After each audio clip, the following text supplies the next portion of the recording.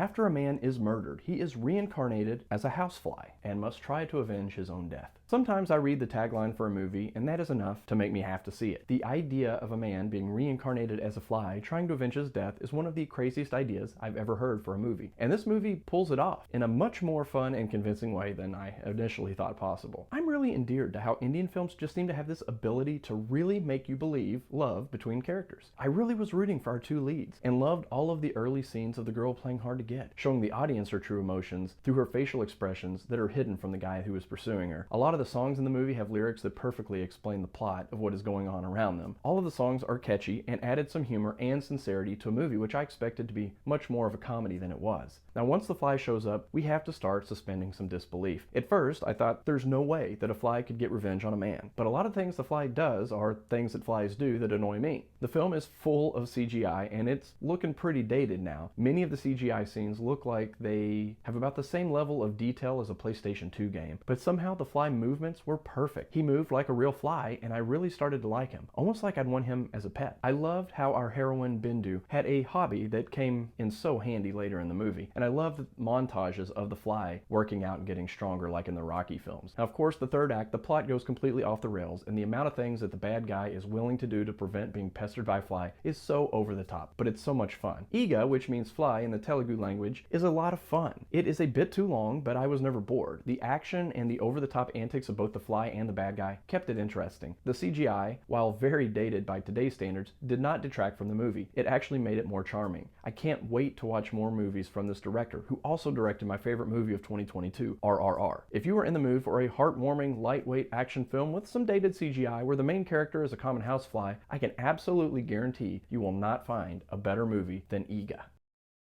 Being reincarnated as a fly. Fireworks. Neck braces and face scratches. Shooting shotguns cheek to cheek. Trying to impress a girl